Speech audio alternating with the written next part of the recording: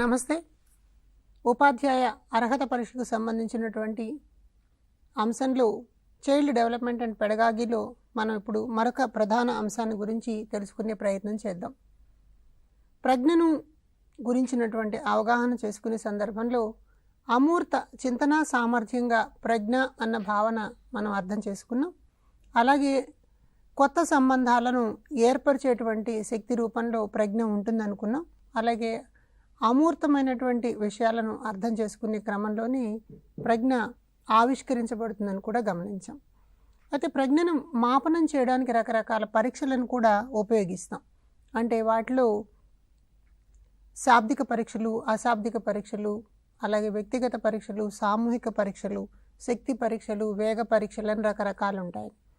అయితే ప్రజ్ఞకు సంబంధించి ఈ భావాలన్నింటినీ కూడా తెలియజేయడానికి రకరకాల మనోవైజ్ఞానికులు రకరకాల సిద్ధాంతాలని ప్రతిపాదించారు. వీటి మీద కూడా మనకి పరీక్షలో ప్రశ్నలు రావడానికి అవకాశం ఉంది. కాబట్టి ఈ సెషన్లో మనం రకరకాల మనోవిజ్ఞానవేత్తలు ప్రతిపాదించిన ప్రజ్ఞా సిద్ధాంతాల గురించి తెలుసుకునే ప్రయత్నం చేద్దాం. ప్రజ్ఞా సిద్ధాంతం అని అనడానికి తెలుసుకోవడానికి ముందుగా మనం ప్రజ్ఞ యొక్క భావనని గమనించి చూసినట్లయితే వ్యక్తిగతంగా ఉన్నటువంటి సామర్థ్యాలు ఒక వ్యక్తిని మరొక వ్యక్తికి పోల్చి చూసినప్పుడు చాలా లక్షణాల్లో విభేదం కనిపిస్తుంది.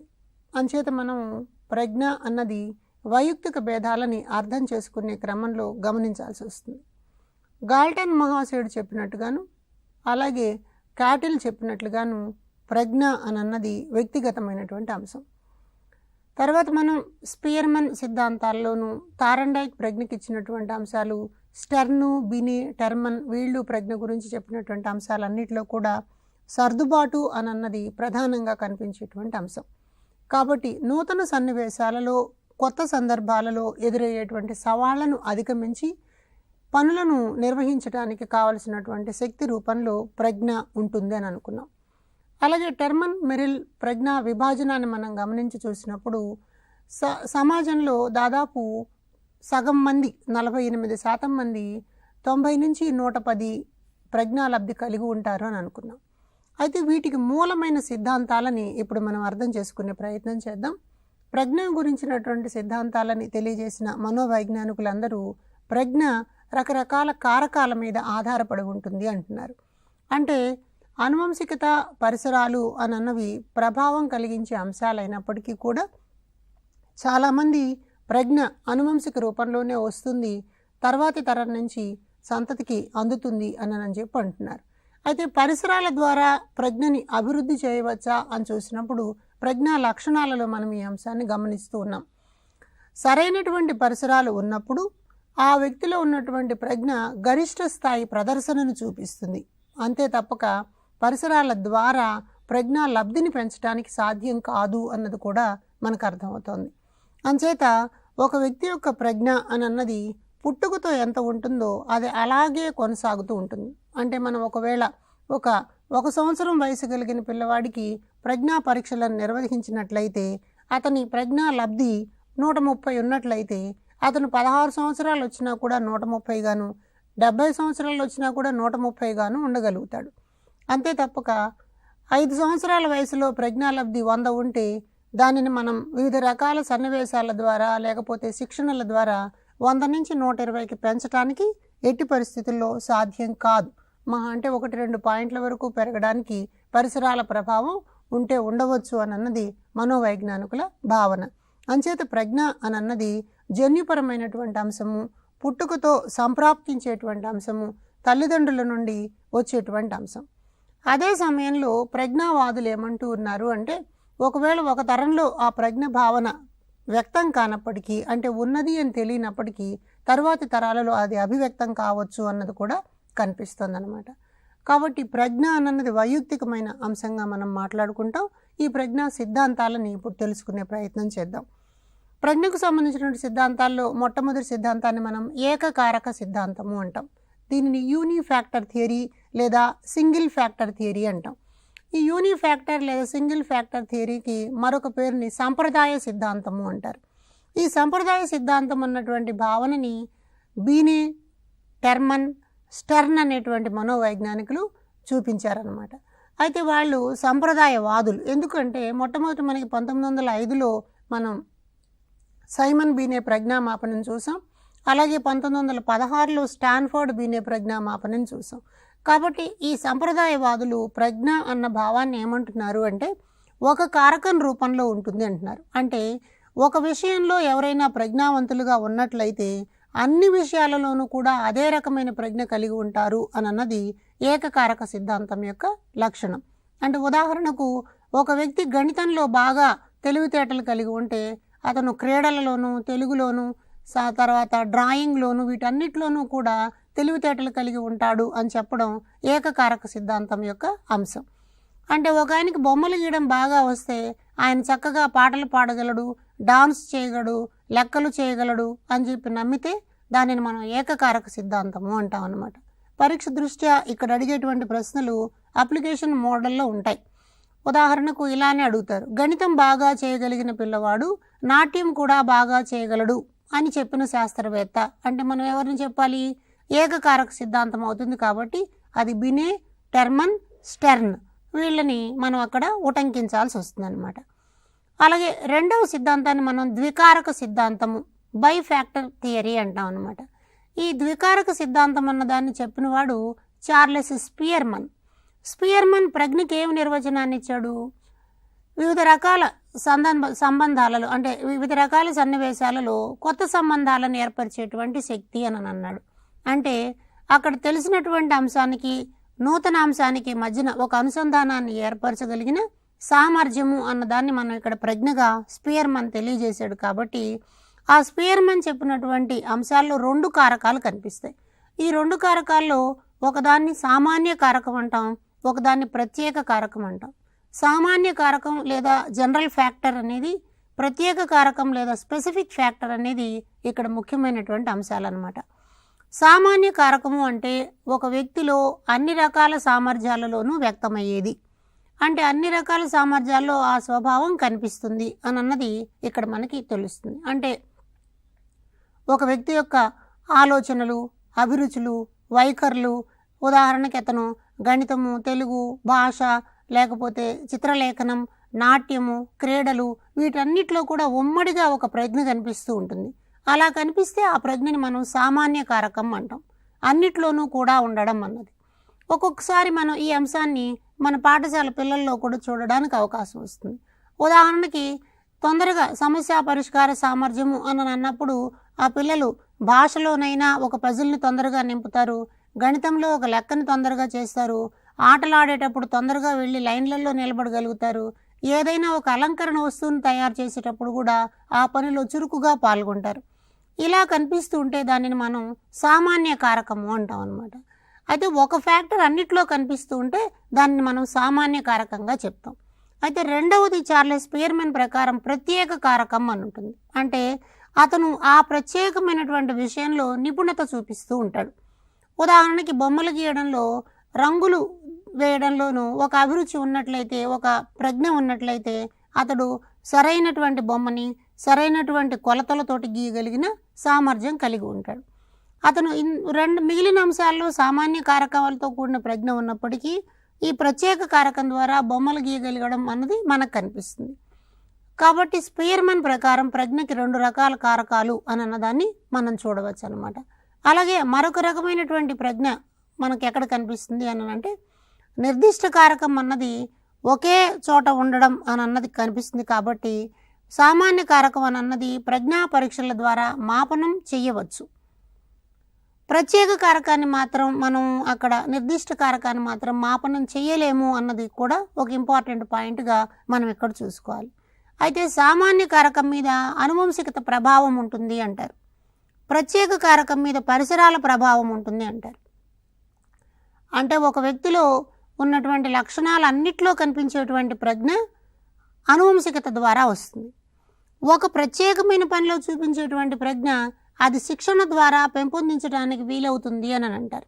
అంటే సహజ సిద్ధంగా ఒక పిల్లవాడికి బొమ్మలు గీసే నైపుణ్యం ఉంటే అతనితో విభిన్న రకాల బొమ్మలు గీయించడం, విభిన్న రకాల కళాకృతులను తయారు చేయించడం అని అన్నది మనకిక్కడ సామాన్య కారకం, ప్రత్యేక కారకంగా కనిపిస్తుంది. అంటే ఉదాహరణకు ఒక పిల్లవాడికి సంగీతపరమైనటువంటి అంశాలలో ప్రజ్ఞ ఉంది.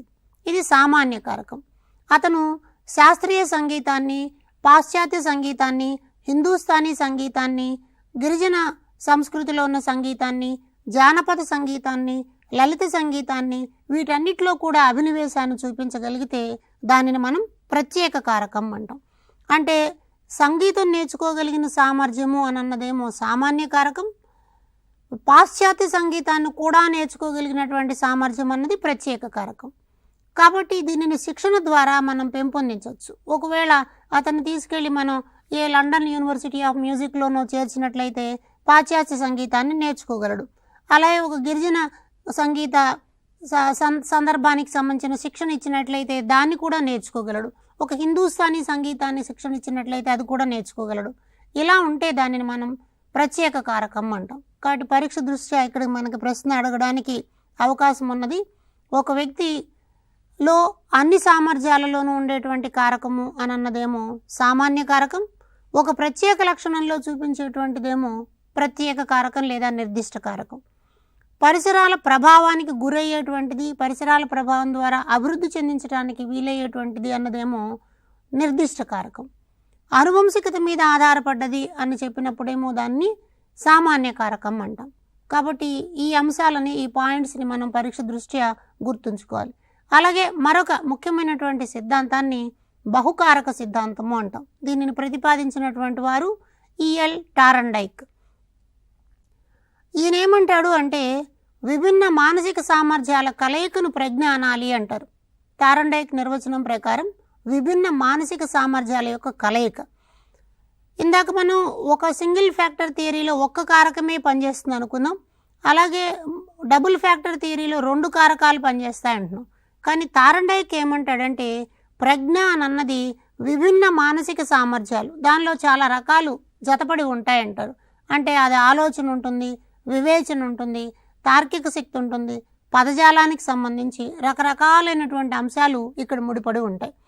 కాబట్టి ప్రజ్ఞావంతులైనటువంటి వాళ్ళలో రకరకాల మానసిక సామర్థ్యాలన్నీ కూడా మంచి నిర్ధారిత స్థాయిలో ప్రదర్శించడానికి అనుకూలంగా ఉంటాయన్నది టారండైక్ సిద్ధాంతం.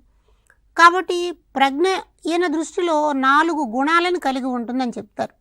అంటే ఆ గుణాలని మనం గమనించి చూసినప్పుడు ఒకటవ దాన్ని స్థాయి లేదా అంతస్తు అంటాం. అంటే తనకు అలాట్ చేసినటువంటి ఒక పనిని ఎంతవరకు చేయగలిగాడు అని చెప్పి చూస్తే దానిని మనం స్థాయి లేదా అంతస్తు అంటాం. అలాగే వ్యాప్తి లేదా విస్తరణ. వ్యాప్తి అంటే ఒక నిర్ధారిత సమయంలో ఎన్ని పనులు చేయగలిగాడు అని అన్నది. అలాగే వైశాల్యం, దీన్ని ఎంత స్థాయి వరకు చేయగలిగాడు అని చెప్తే దాన్ని మనం వైశాల్యము అంటాం. అలాగే ఎన్ని పనులను ఎంత కాలంలో చేయగలిగాడు అని చెప్తే దాన్ని మనం నిష్పాదన వేగము అంటాం అన్నమాట. ఈ 4 అంశాలు టారండైక్ ప్రకారం ప్రజ్ఞకు ఉన్నటువంటి లక్షణాలు. అంటే ఇప్పుడు మనం సాధారణ పరీక్ష సందర్భాన్ని చూసినట్లయితే ఒక పిల్లవాడు 5 లెక్కలు ఒక 10 నిమిషాల్లో చేయగలిగాడు, ఇంకొక పిల్లవాడు 20 లెక్కలు ఒక 10 నిమిషాల్లో చేయగలిగాడు అని చూసినప్పుడు అది అతని యొక్క స్థాయి లేదా వ్యాప్తి అన్నదాన్ని తెలియజేస్తుంది. సంకలనము అన్నటువంటి దానిలోనే 1 అంకె కూడికలు, 2 అంకెల కూడికలు, 3 అంకెల కూడికలు ఇలా చేసుకుంటూ పోగలిగిన వరుసకు ఉంటే దాన్ని మనం స్థాయి అంటాం అన్నమాట. అలాగే ఒకవేళ ఒక తరగతికి నిర్ధారించి 2వ తరగతిలో 2 అంకెల కూడికల వరకే చేయవచ్చు, కానీ పిల్లలు 4 అంకెలు 5 అంకెల కూడికలు కూడా చేయగలిగి ఉంటే అప్పుడు దాన్ని మనం వైశాల్యము అని చెప్పి అంటాం. అలాగే వేగంగా చేయడం అన్నది చాలా కీలకం. అయితే వ్యాప్తికి నిష్పాదన వేగానికి మధ్యలో ఉన్న చిన్న అంతరాన్ని మనం గుర్తించాలి.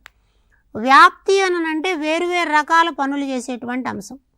నిష్పాదన వేగము అంటే నిర్ధారిత పనిని ఎంత సమయంలో చేయగలిగాడు అన్నటువంటిది అనమాట. అంటే ఉదాహరణకు ఒక లెక్క ఇచ్చినప్పుడు ఒక పిల్లవాడు దాన్ని సమస్యను సాధించడానికి 5 నిమిషాల సమయం తీసుకుంటే మరొక పిల్లవాడు 2 నిమిషాల సమయంలోనే పరిష్కారం చెప్తే దానిని మనం నిష్పాదన వేగము అంటాం అన్నమాట. వ్యాప్తి అన్నది ఎన్ని రకాల పనులని 5 నిమిషాల సమయంలో చేయగలిగాడు అన్నది వ్యాప్తి చెప్తుంది. కాబట్టి టారండైక్ సిద్ధాంతంలో మనకి మల్టిపుల్ ఫ్యాక్టర్స్ కనిపిస్తాయి. ప్రజ్ఞ అన్నది విభిన్న మానసిక సామర్థ్యాలలో ఉంటుంది కాబట్టి వాటికి ఈ 4 గుణాల రూపంలో అంచనా వేయాలంటారు. ఎలా ఈ 4 గుణాల రూపంలో అంచనా వేస్తాము? ఒక వ్యక్తి ఆ పనిని మాత్రమే చేయగలిగి ఉంటే అది ఎంత గొప్పగా చేయగలిగాడు. ఏ పనినైనా నిర్ధారిత పనిని, ఉదాహరణకు ఒక అట్టముక్కలు ఉపయోగించి బొమ్మ తయారు చేయడం అన్నా కూడా ఆ బొమ్మని ఎంత అందంగా తయారు చేయగలిగాడు, ఎన్ని బొమ్మలను తయారు చేయగలిగాడు, చేసిన బొమ్మ ఎంత తొందరగా తయారు చేయగలిగాడు, ఇలాంటివన్నీ పరిగణనలోకి తీసుకుని అతని యొక్క ప్రజ్ఞని నిర్ధారించడానికి అవకాశం వస్తుందన్నమాట. తారండేయుకి యొక్క ఉద్దేశం ఏమిటంటే, ఉదాహరణకు ఒక గాలిపటాన్ని తయారు చేయడం అనుకున్నప్పుడు కూడా గాలిపటం తయారు చేయడంలో కొలతలు తీసుకోవడం, లెక్కించడం, కావలసినటువంటి ప్రమాణంలో దాన్ని తయారు చేయడం, అంటించడం, పరికరాలను ఉపయోగించి కత్తిరించడం, గాలి వీచే దిశను గుర్తించడం, తర్వాత దారాన్ని పట్టుకోగలిగిన నైపుణ్యం కలిగి ఉండడం, ఇలా విభిన్న రకాలైనటువంటి మానసిక సామర్థ్యాలన్నీ కలిపితే అప్పుడు అది గాలిపటం ఎగరవేయడం అవుతుందన్నమాట. అంచేత తారండైక్ ప్రకారం ప్రజ్ఞ అన్నది మల్టిపుల్ ఫ్యాక్టర్స్ ద్వారా ఇన్వాల్వ్ అయి ఉంటుంది. ఈ జాబితాలో ఇప్పుడు మనం అనుకున్న పనులలో ఏ ఒక పనో 2 పనులో చేయడం రాలేకపోతే అతను ఆ గాలిపటం ఎగరవేయడం అన్న దాంట్లో ప్రజ్ఞని చూపించలేడనమాట. కాబట్టి ప్రజ్ఞా సిద్ధాంతాల్లో మనం గమనించే మరొక రకమైన సిద్ధాంతాన్ని సామూహిక కారక సిద్ధాంతము అంటాం.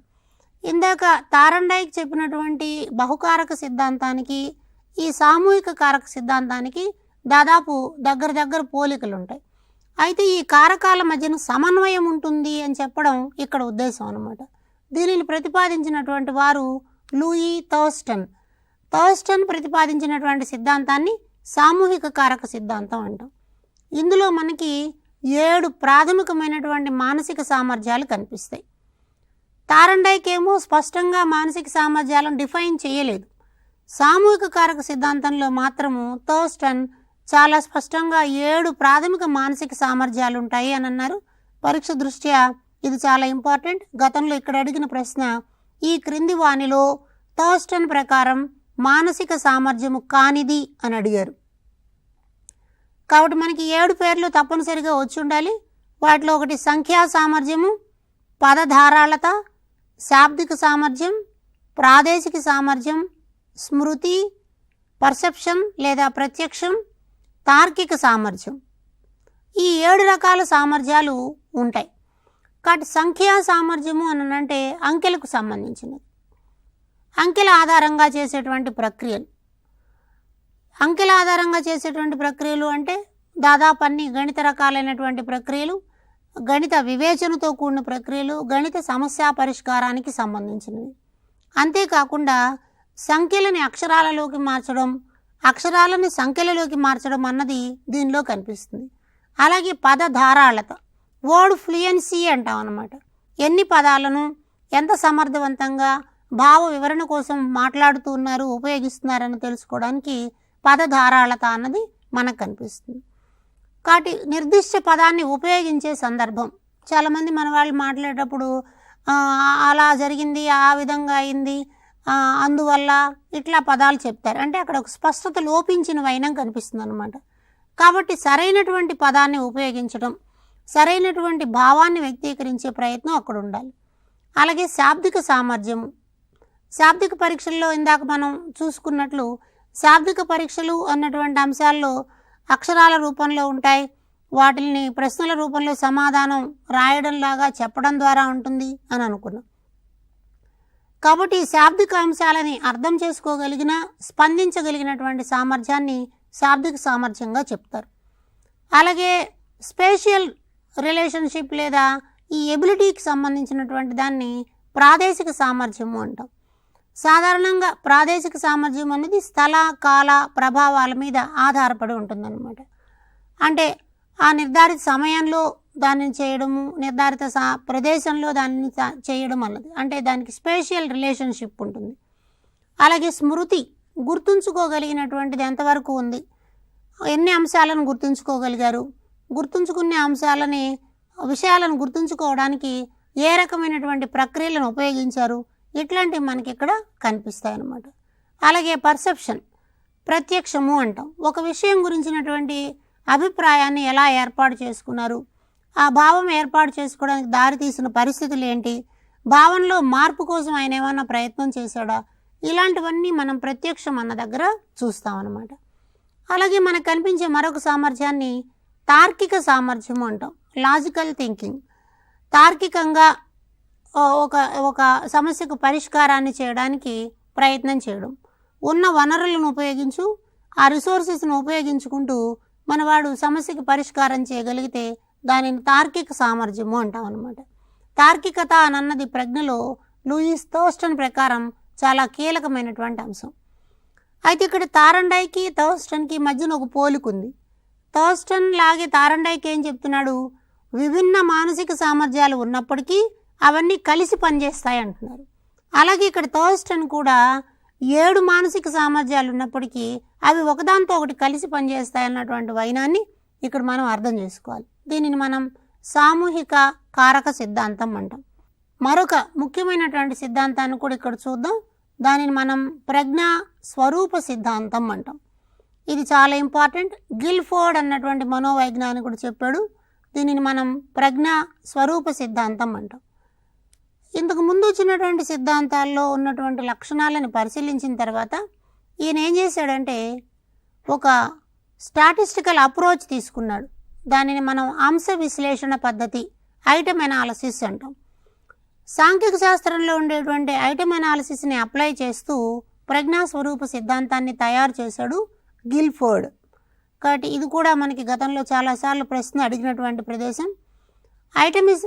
ఐటమ్ ఎనాలిసిస్ లేదా అంశ విశ్లేషణ అన్నది ఈయన అనుసరించినటువంటి ఒక సాంఖ్యక శాస్త్ర పద్ధతి అన్నమాట.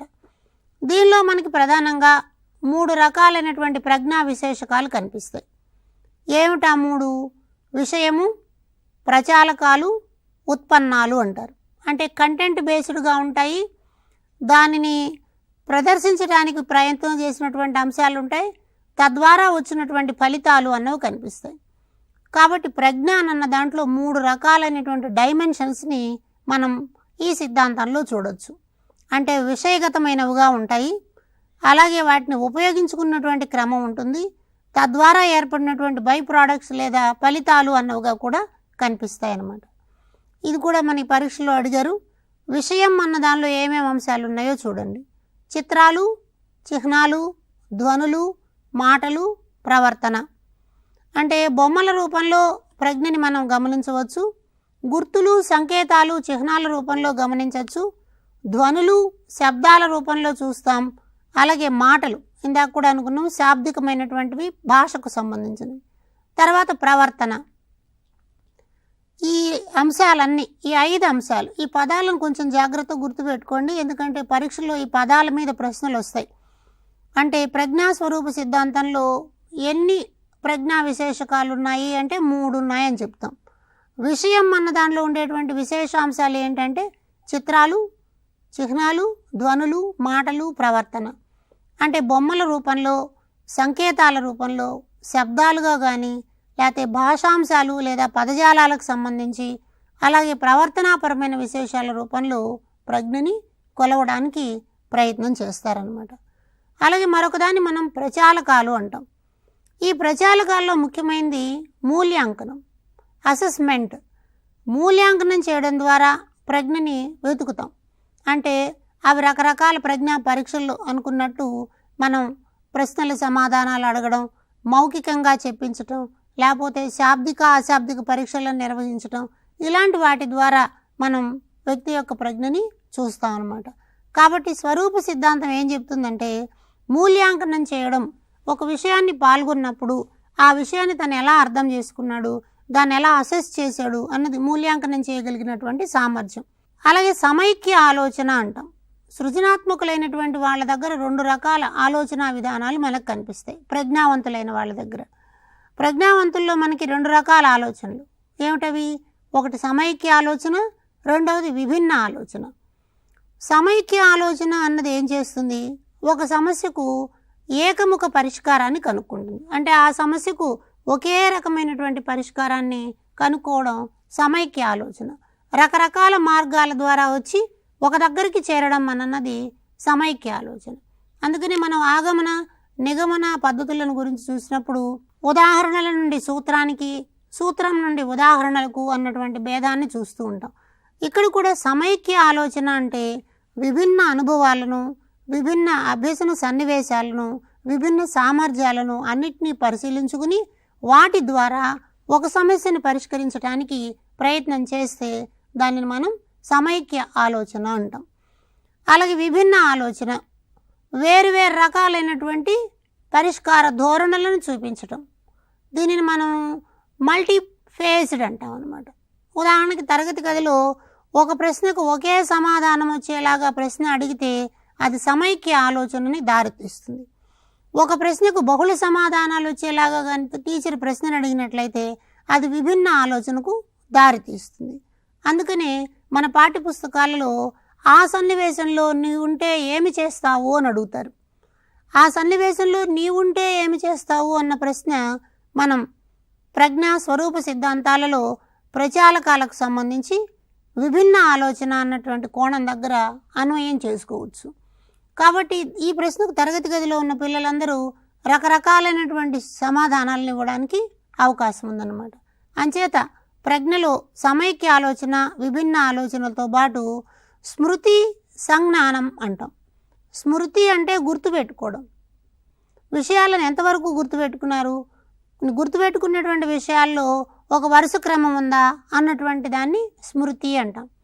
సంజ్ఞానము కాగ్నిటివ్ ఉన్నటువంటి అంశాల్లో విషయపరమైనటువంటి అంశాలని ఎలా గుర్తుపెట్టుకున్నారు. ఒక్కొక్కసారి మనం గుర్తుపెట్టుకునే సందర్భంలో అనుభవాలు, విషయాలు రెండు ఉన్నప్పుడు అనుభవం మాత్రం గుర్తుండి విషయం గుర్తు లేకుండా పోతుంది. అలా కాకుండా సంజ్ఞానము అంటే అటు విషయాన్ని ఇటు అనుభవాన్ని గుర్తుపెట్టుకునేటువంటి సామర్థ్యాన్ని మనం సంజ్ఞానము అని చెప్పి చెప్తాం, కాగ్నిటివ్నెస్. అలాగే ఉత్పన్నాల దగ్గరకు వచ్చి చూసినప్పుడు ఉత్పన్నాలు రెండు రకాలుగా మనకు కనిపిస్తున్నాయి. వాటిలో యూనిట్లు, వర్గాలు, సంబంధాలు, పద్ధతులు, రూపాంతరాలు, అంతర్భావాలు చాలా రకాలైనటువంటి అంశాలు ఉత్పన్నాలుగా ఉన్నాయి. అంటే ఒక ప్రజ్ఞ అన్నది ఎలా రిఫ్లెక్ట్ అవుతుంది, ఎట్లా రెస్పాన్స్ ఇస్తారు అని అన్నప్పుడు ప్రమాణాల రూపంలో చెప్తారు, లేదా వర్గాలు అంటే జట్లుగా చేసి చెప్తారు, లేకపోతే దీనికి దీనికి మధ్యన ఇలాంటి సంబంధం ఉంది అని చెప్పి ప్రజ్ఞని నిర్ధారిస్తారు. అలాగే కొన్ని పద్ధతుల ద్వారా, రూపాంతరం చెందినటువంటి అంశాల ద్వారా, అంతర్భావాల ద్వారా మనం ప్రజ్ఞని వ్యక్తం చేస్తాం. కాబట్టి స్వరూప సిద్ధాంతము అన్న దాంట్లో గిల్ఫోర్డ్ చాలా విస్తృతంగా ప్రజ్ఞని అంచనా వేయడానికి ప్రయత్నం చేశాడు. ఈయన మొత్తం దాదాపు 150 కారకాలను ఐడెంటిఫై చేశాడు. అంటే మొదటిదేమో ఏకకారక సిద్ధాంతం, ఒకే కారకం ఉంది. రెండవది ద్వికారక సిద్ధాంతం, 2 కారకాలే ఉన్నాయి. తారండైకి వచ్చేటప్పటికి మల్టిపుల్ విభిన్న కారకాలు ఉండొచ్చు అని చెప్పాడు. కానీ గిల్ఫోర్డ్ మాత్రం ఏకంగా దాదాపు 150 రకాల కారకాలు ప్రజ్ఞ మీద పనిచేస్తాయని అన్నారు. కాబట్టి ఆ 150 రకాల కారకాల గురించింది మనం ప్రజ్ఞాపరమైనటువంటి అంశంగా పరిగణిస్తాం అన్నమాట. ఇక్కడ ప్రతి దాంట్లోనూ పరీక్ష దృష్ట్యా చాలా ఇంపార్టెంట్ ప్రశ్నలు ఉన్నాయి. వాటిల్లో కొన్ని ఉపరితలం మీద ఉంటాయి, కొన్ని కొంచెం లోతుగా ఉంటాయి. ఉదాహరణ కొన్ని చూద్దాం. ప్రజ్ఞా స్వరూప సిద్ధాంతాన్ని ప్రతిపాదించినది అంటే మనం ఎవరి పేరు రాయాలి, గిల్ఫోర్డ్ పేరు రాస్తాం. స్వరూప సిద్ధాంతం ప్రకారం ప్రజ్ఞలో విశేషకాల సంఖ్య అంటే 3 అని రాస్తాం. అలాగే విషయం అన్నటువంటి ప్రజ్ఞా విశేషకం ఏ ఏ మార్గాల ద్వారా అంచనా వేయబడుతుంది అని చెప్పినప్పుడు చిత్రాలు, ధ్వనులు, చిహ్నాలు, మాటలు, ప్రవర్తన అని చెప్పి చెప్పాలన్నమాట. కాబట్టి ఇట్లా మనం విషయం, ప్రచాలకాలు, ఉత్పన్నాలు అన్నటువంటి 3 అంశాల ద్వారా మనం కొలవగలిగితే దానిని గిల్ఫోర్డ్ ప్రజ్ఞాస్వరూప సిద్ధాంతము అంటారు. అయితే ఈ మధ్యకాలంలో ప్రజ్ఞ అన్నటువంటి భావనతో పాటు చాలా విస్తృతంగా ప్రచారంలోకి వచ్చినటువంటి అంశాన్ని మనం మల్టిపుల్ ఇంటెలిజెన్స్ అంటాం. మల్టిపుల్ ఇంటెలిజెన్స్ అన్నది కూడా మన పరీక్ష దృష్ట్యా చాలా ముఖ్యం. దాన్ని గార్డ్నర్ అన్నటువంటి మనోవైజ్ఞానికుడు ప్రవేశపెట్టాడు. గార్డ్నర్ పెట్టినటువంటి దీనిని మనం బహుళ ప్రజ్ఞ లేదా మల్టిపుల్ ఇంటెలిజెన్స్ అంటాం. ఈయన ఫ్రేమ్స్ ఆఫ్ మైండ్ అన్నటువంటి పుస్తకంలో మల్టిపుల్ ఇంటెలిజెన్స్ గురించి వివరించాడు. మనం ఇంతకుముందు అభ్యసన సిద్ధాంతాల గురించి మాట్లాడే సందర్భంలో నిర్మాణాత్మక అభ్యసనము అని అన్నాం. నిర్మాణాత్మక అభ్యసన సన్నివేశాల్లో మనకి వైగాట్స్కి ప్రధానంగా కనిపిస్తాడు. అలాగే గార్డ్నర్ కూడా దానిని ఆధారంగా చేసుకుని బహుళ ప్రజ్ఞ అన్న భావనని తీసుకొచ్చాడనమాట. అంటే ప్రజ్ఞ అన్నది వ్యక్తమయ్యే సందర్భాల్లో చాలా రకాలు మన దగ్గర ఉంటాయి. ఆ కారకాల ఆధారంగా దీనిని మనం అధ్యయనం చేయడానికి ప్రయత్నం చేయాలంటారు. ఏమేమి ఉన్నాయో చూద్దాం. గార్డనర్ ప్రకారం ప్రజ్ఞలో 8 రకాల కారకాలు కనిపిస్తాయి. వాటిలో ఒకటి శాబ్దిక ప్రజ్ఞ అంటారు. శాబ్దిక ప్రజ్ఞ అని అంటే అక్షరాలు, పదాలు, వాటికి సంబంధించినటువంటి విషయాల్లో ఉండేటువంటి ప్రజ్ఞని శాబ్దిక ప్రజ్ఞ అంటారు. అలాగే గణిత ప్రజ్ఞ, సంఖ్యలు, సంబంధాలు, సమస్య పరిష్కారాలు ఇలాంటి వాటితో కూడినటువంటి ప్రజ్ఞని గణిత ప్రజ్ఞ అంటారు. అట్లాగే దృశ్య లేదా ప్రాదేశిక ప్రజ్ఞ. ప్రాదేశిక ప్రజ్ఞ అనంటే మనం స్పేషియల్ అని చెప్పి ఇందాక అనుకున్నాం. దాంట్లో విజువల్ ఉంటుంది, స్పేషియల్ ఉంటుంది. ఇవి రెండూ కూడా మనకు కనిపిస్తాయి. అంటే ఒక సన్నివేశంలో పరిష్కారం కనుక్కోండి అన్నప్పుడు ఆ సన్నివేశాన్ని చూడడం, వనరులను పరిశీలించడం, తద్వారా సమస్య పరిష్కారానికి మార్గాలు వెతుక్కోవడం కనిపిస్తుంది. అదేవిధంగా సంగీత ప్రజ్ఞ అనంటే అది ప్రత్యేకమైనటువంటి అభిరుచిలాగా ఉంటుంది. సంగీత పరిజ్ఞానం కలిగి ఉండడం అంటాం. అలాగే శరీర కండరాల పట్ల కూడా ఒక ప్రజ్ఞ. శరీర కండరాలతో ఉండేటువంటి అంశాల్లో ప్రజ్ఞ మనకి, అంటే ఆ కండర సామర్థ్యము, దృఢత్వము, దార్ఢ్యము వలన వాళ్ళు కొన్ని రకాల పనులని చేయగలుగుతారు. ఉదాహరణకి కండర దార్ఢ్యం బాగా ఉండేటువంటి వాళ్ళు ఆటలు, క్రీడల్లో బాగా రాణిస్తారు. శారీరకంగా పనిచేసేటువంటి అంశాల్లో కూడా మంచి ప్రజ్ఞావంతులుగా కనిపిస్తారు. అట్లాగే వ్యక్తి అంతరంలో ఉండేటువంటి ఒక వ్యక్తితో పోల్చినప్పుడు మరొక వ్యక్తికి సంబంధించి ప్రజ్ఞాపరమైనటువంటి అంశాల్లో మనకి ఇవి కనిపిస్తాయి. అలాగే అంతర్వ్యక్తి, ఒక వ్యక్తిలోనే వేరువేరు సందర్భాల్లో ఉండేటువంటి వాటిల్లో బహుళ ప్రజ్ఞ కనిపిస్తుంది. అలాగే ప్రకృతి సంబంధమైనటువంటి ప్రజ్ఞ అంటే ఒక concern towards biodiversity, concern towards nature, ఒక సున్నితమైనటువంటి హృదయం ఉంటుంది. అలాంటి దాన్ని మనం ప్రకృతి సంబంధమైన ప్రజ్ఞ అంటాం. అయితే ఈ గార్డనర్ చెప్పినటువంటి బహుళ ప్రజ్ఞలు విడివిడిగా ఉండకుండా అన్నీ ఒకదాంతో ఒకటి సందర్భాల మేరకు కలిసిపోయి కనిపిస్తూ ఉంటాయి. ఉదాహరణకి ఒక వ్యక్తి శాస్త్రవేత్తగా ఉన్నాడు అనుకుందాం. శాస్త్రవేత్తగా ఉన్నాడు అని అంటే అతనికి సైన్స్ పట్ల అభిరుచి ఉండొచ్చు. అయితే అతనిలో కవిత్వం రాసి కథలు రాసేటువంటి నైపుణ్యం కూడా ఉండొచ్చు. ఉంటే అక్కడికి శాబ్దిక ప్రజ్ఞ కూడా అతని దగ్గర ఉంది అంటాం. అతను చక్కగా పాటలు పాడవచ్చు, లేకపోతే తను ఉండేటువంటి ప్రదేశాన్ని అలంకారం చేసుకుని ఉండొచ్చు. ఇలా మల్టిపుల్ ఇంటెలిజెన్స్ అని అన్నది విభిన్న సందర్భాల్లో వ్యక్తుల్లో కనిపిస్తుంది. కాబట్టి గార్డనర్ ఏమంటాడంటే ప్రతి వ్యక్తిలో ఈ 8 రకాల ప్రజ్ఞల్లో ఏదో ఒకటి ఉంటుంది. అంచేత పాఠశాల అన్ని రకాల ప్రజ్ఞా విశేషకాల మీద శిక్షణ ఇవ్వడానికి అవకాశాలను కల్పించాలి అని చెప్తారు. కాబట్టి వైయక్తిక భేదాలను దృష్టిలో ఉంచుకుని ఏ వ్యక్తిలో ఏ రకపు ప్రజ్ఞ ఉన్నా దానిని ప్రమోట్ చేయడం పాఠశాల యొక్క కర్తవ్యం. కాబట్టి గార్డనర్ సిద్ధాంతం తరగతి గదిలో ఎక్కడ కనిపిస్తుంది అని అంటే వైయక్తిక బోధనా వ్యూహాలను పాటించే సందర్భంలో కనిపిస్తుంది. అలాగే మరొక ముఖ్యమైన అంశాన్ని చూద్దాం. దాని పేరు ఉద్వేగ ప్రజ్ఞ లేదా ఎమోషనల్ కోషంట్ అంటారు. ఈ మాటని గోల్మన్ అన్నటువంటి పెద్ద ఆయన ప్రతిపాదించాడు. ఆయన రాసిన పుస్తకం పేరు what it can matter more than ఈ ఐక్యూ అంటారు. అంటే ఇంటెలిజెంట్ కోషంట్ కన్నా మరొక ముఖ్యమైనది ఉన్నది అని అన్నాడు. అంటే ప్రజ్ఞ కన్నా కూడా ముఖ్యమైన ప్రజ్ఞ మరొకటి ఉంది. అదేమిటి? ఉద్వేగ ప్రజ్ఞ. అంటే ఈ ఉద్వేగ ప్రజ్ఞ అన్నది వాళ్ళ కాలంలో చాలా అవసరం. దానిని మనం 21వ శతాబ్ది నైపుణ్యము అంటాం. దీనిని 1985 సంవత్సరంలో వెయిన్ లియోన్ అనేటువంటి శాస్త్రవేత్తలు మొదటిసారిగా ఆ భావనను తీసుకొచ్చారు. తర్వాత సలోవే మేయర్ అనేటువంటి మనోవైజ్ఞానికులు ఏమన్నారంటే మనలో ఉన్నటువంటి ఉద్వేగాలకు ఆలోచనను కూడా జోడించి పనిచేసే సామర్థ్యము అంటారు. ఒక వ్యక్తిలో రకరకాల ఉద్వేగాలు ఉంటాయి. కోపము, బాధ, సంతోషము, ఆందోళన, సమస్య పరిష్కారం, ఇట్లా రకరకాల ఉద్వేగాలకి ఆలోచనను కూడా జోడించి పనిచేయడం అంటాం. అయితే గోల్మన్ ఏమంటున్నాడంటే ఉద్వేగాలను గుర్తించి పనులను చక్కబెట్టుకునేటువంటి సామర్థ్యాన్ని ఉద్వేగ ప్రజ్ఞ అంటున్నాడు. ఎమోషనల్ కోషంట్ అనేది ఉద్వేగాలను గుర్తించి సాధించేటువంటి సామర్థ్యం. అయితే మన దగ్గర రకరకాలైనటువంటి ఉద్వేగాలు ఉన్నాయి. అంటే పారదర్శకంగా ఉండడం, ట్రాన్స్పరెంట్గా ఉండే ప్రయత్నం, అసహనం లేకుండా ఏ సన్నివేశాల్లోనైనా సవాళ్ళు ఎదురైనప్పుడు నిదానంగా ప్రశాంతంగా విషయాన్ని అర్థం చేసుకోవడం, కోపం లేకుండా చూసుకోవడము, సమస్యని సాధించడానికి ఎలా ఓరిమిని వహించాలన్న దాన్ని అడాప్ట్ చేసుకోవడం, ఒకవేళ విజయం వచ్చినప్పుడు ఆనందంగా పొంగిపోయి ఫెయిల్ అయినప్పుడు కుంగిపోకుండా జయాపజయాలను సమానంగా తీసుకోవడం, అలాగే సెల్ఫ్ కంట్రోల్ ఉండడం. నేనెవరు, ఎంతవరకు చేయగలను, నాకున్న సామర్థ్యం ఏమిటి, సామర్థ్యాల మేరకు లక్ష్యాన్ని ఏర్పరచుకున్నానా లేదా, లేకపోతే అంచనాను మించి లక్ష్యాలను పెట్టుకున్నానా, ఇలాంటివన్నీ కూడా ఉద్వేగ ప్రజ్ఞలో కారణంగా కనిపిస్తాయి. అదేవిధంగా ఒత్తిడి లేకుండా ఉండేటువంటి ప్రవర్తనని అలవాటు చేసుకోవడం. చాలా సందర్భాల్లో సమస్య పరిష్కారాల దగ్గర మనం సామర్థ్యం తక్కువగా ఉన్నప్పుడు ఒత్తిడి పెరుగుతూ ఉంటుంది. ఒకవేళ ఒత్తిడిని నియంత్రించుకున్నట్లయితే ఉన్న సామర్థ్యాన్ని గరిష్టంగా మనం చెప్పడానికి అవకాశం వస్తుందన్నమాట. ఇలా చేయడం వల్ల నాయకత్వ లక్షణాలు అభివృద్ధి చెందుతాయని చెప్పి గోల్మన్ ఉద్వేగ ప్రజ్ఞ గురించి చెప్తాడు. 21వ శతాబ్దంలో ప్రజ్ఞ అన్న దాంతో పాటు ఉద్వేగ ప్రజ్ఞ కూడా చాలా అవసరమైనటువంటి అంశంగా మాట్లాడుతూ ఉన్నారు.